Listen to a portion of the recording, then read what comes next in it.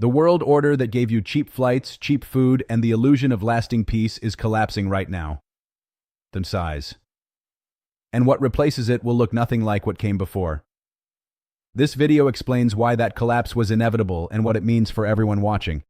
Think about the last time the world actually felt stable. Wars are breaking out in the Middle East. Inflation is destroying savings that took decades to build. And young people, genuinely intelligent, hardworking young people are giving up entirely, lying flat, quiet, quitting, betting everything on crypto just to have some chance at a future. Serious. And here's the thing. Most people miss. None of this is random. None of this is bad luck. What you are watching is a world order dying in real time. And the system that built your entire way of life is the one coming apart at the seams. If you're learning something here, please hit subscribe. You'll get notified every time I post, and you'll be part of something that genuinely matters to me. Let's get into the video. To understand where things are heading, you first need to understand what we are leaving behind. When the Berlin Wall fell in 1989, an American State Department official named Francis Fukuyama wrote one of the most influential essays of the 20th century, and he called it The End of History. His argument was that humanity had tried every major system, monarchy, fascism, communism, and every single one had failed. What survived was liberal consumer democracy, the freedom to buy what you want, vote for whoever you want, and believe whatever you choose. Fukuyama called this the apex of human civilization, the final answer to thousands of years of political experimentation. And at the time, a lot of serious people agreed with him. What followed from that moment is what historians call the unipolar moment. One superpower sitting at the center of a single global system with America holding the controls. And that unipolar world rested on three pillars, all three of which are now cracking at the same time, which is exactly why everything around you feels so unstable. The first pillar was Pax Americana, Latin for American peace. And for the first time in recorded history, one nation held enough power to maintain order across the entire globe. America did this three ways: through aerial military supremacy backed by special forces and intelligence operations that reached into every government on Earth, through mass surveillance dressed up as the internet, and through multilateral institutions like the United Nations and the World Bank that gave the American empire a democratic, friendly face so nobody noticed who was actually running things. And in the beginning it worked. East Asia stopped fighting itself and started trading. Hundreds of millions of people escaped poverty. Pax Americana, whatever its flaws, delivered a level of peace and prosperity the world had genuinely never seen. The second pillar was the supremacy of science, which gradually replaced religion as the organizing belief system of the modern world. Scientists became a kind of transnational priesthood, loyal not to any one nation, but to an international brotherhood of journals and institutions, and those institutions answered ultimately to the American empire. During COVID, anyone who raised methodological questions about vaccine development timelines was treated not as a curious person asking reasonable questions, but as a dangerous heretic who deserved public humiliation. That is not science. That is religion wearing a lab coat. The third pillar was the US dollar, and the magic of it still deserves a moment of genuine appreciation. A piece of paper backed by nothing but collective belief that every person on Earth agreed had value. Not just value, but the highest possible value. People organize entire lives around accumulating as much of it as possible, even past the point where more of it changes anything about how you actually live. The gap between 100 million and $1 billion is functionally zero in terms of what you can do with it. And yet the pursuit never stops. That is how total the illusion became. Every empire in history follows the same arc. And once you see it, you cannot unsee it. The first generation builds something through sacrifice and discipline. The second generation manages what was built. The third generation inherits it, assumes it will last forever, and destroys it through arrogance. And that is exactly where America finds itself now.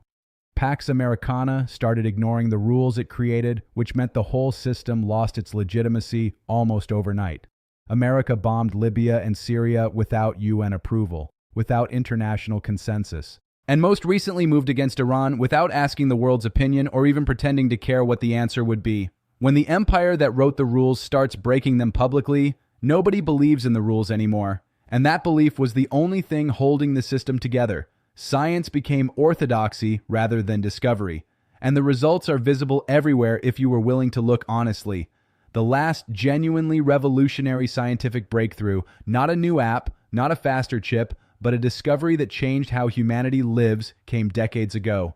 Silicon Valley, and this deserves to be said, plainly builds food delivery apps. The institution that was supposed to drive human progress forward became more interested in protecting its own consensus than in questioning it. And that is what happens to every institution, religious or scientific, that starts prioritizing its own survival over its original purpose. The dollar became a machine for manufacturing inequality, and the young generation felt it first.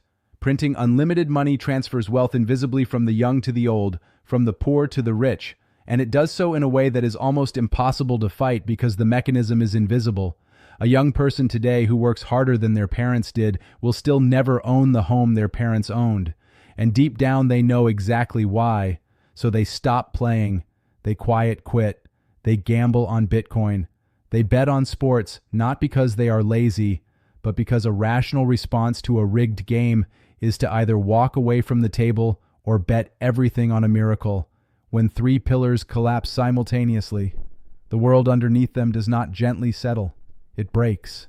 Start with energy. Everything around you right now traces back to petroleum. Your phone, your clothing, the medicine in your cabinet, the food on your table grown with fertilizers derived from oil, and the flights that connect the global economy holding all of it together.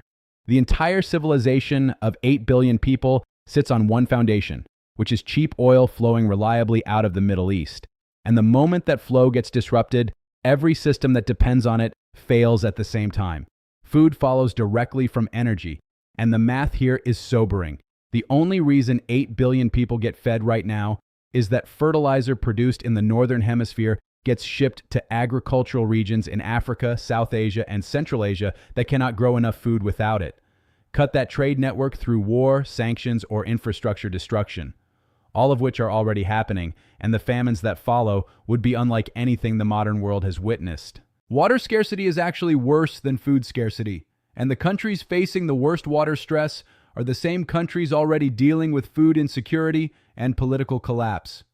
That convergence produces one thing historically, which is mass migration, and hundreds of millions of people moving from collapse zones towards stable ones will collide with aging, economically fragile northern nations that are simultaneously desperate for labor and politically unable to absorb newcomers without fracturing along cultural lines. That collision is not a prediction. It is already in the data. The internet deserves its own mention here because most people have no idea how physically fragile it actually is. The internet exists as undersea cables running along ocean floors, and several of those cables pass directly through the most volatile region on Earth right now. A single deliberate cut could eliminate internet access for 20 to 30% of the global population. And that is not a Netflix outage. That is the collapse of banking, finance, supply chains, and trade simultaneously, because all of it now runs on cloud infrastructure that depends on those cables staying intact. None of this is meant to frighten you. The reason to understand it clearly is that awareness is the only thing that separates the people who adapt from the people who keep waiting for things to go back to normal. The shift that matters most is from efficiency to resilience. The entire unipolar world optimized for one thing, doing everything as cheaply and quickly as possible, extracting maximum profit from a stable global system. Resilience asks a completely different question, which is, if everything breaks at once, can you still survive? Can your nation feed itself without imports? Can your community protect itself without outside help? Can you personally provide value that does not depend on a stable global supply chain continuing to function? Moving from materialism toward meaning sounds philosophical until you realize it is actually a practical survival question for governments. Any government that can no longer deliver material prosperity, and most governments are heading there faster than their citizens realize, needs its population to find purpose in something other than consumption. Throughout history, that something has always been religion, community, or national identity, and the societies that successfully make that transition will be more cohesive and more capable of collective sacrifice when sacrifice becomes necessary. The hardest transition of all is from old to young, and nothing in the historical record offers much guidance here because the problem is genuinely new. Baby boomers in Western nations hold access to the best healthcare in human history. Accumulated wealth on a scale no previous generation managed, and political power they show no signs of releasing voluntarily. Meanwhile, the challenges that actually need solving, AI governance, geopolitical realignment, resource allocation, require the long-time horizons and energy that only younger leaders carry. Japan faces this problem more acutely than any other nation, with the oldest population on Earth and maybe a 5 to 10 year window before the consequences become unmanageable. And that pressure may be the very thing that forces them to solve it first. Some of you watching this are probably hoping that a peace deal gets signed in a few months, oil prices stabilize, and the version of normal you knew comes back. That hope is understandable, but it is not honest, and you deserve honesty more than you deserve comfort right now. The unipolar moment is over. That historically unique period of American-led global peace, cheap energy, and borderless prosperity lasted about 30 years. And the conditions that made it possible are gone. What comes next is not predetermined. The shape of the new world will be decided by choices that individuals, communities, and nations make over the next 5 to 10 years, which means your choices carry more weight right now than they have at any point in your lifetime. Learn skills that matter when global systems are unreliable. Build communities that can function without outside support. Question everything you absorbed about how the world works, because most of it was true only during a window of history that just closed. The people who see a transition clearly while it is happening are the ones who shape what comes next. And right now, clarity is the rarest thing on earth. That is all for today. If this changed how you see what is happening around you, share it with someone who needs to hear it. More people need to be paying attention. See you in the next video.